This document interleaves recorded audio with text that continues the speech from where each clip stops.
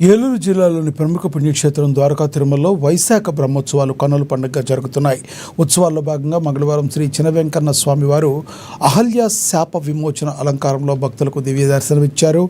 ఉదయం సూర్యప్రభ వాహనంపై, రాత్రి చంద్రవాహనంపై స్వామివారు ఉభయ దేవేరులతో కలిసి గ్రామోత్సవంలో పాల్గొన్నారు. వేద మంత్రోచ్చరణల, మంగళ వాయిద్యాల మధ్య జరిగిన ఈ వాహన సేవలను తిలకించేందుకు భక్తులు పెద్ద ఎత్తున తరలివచ్చారు.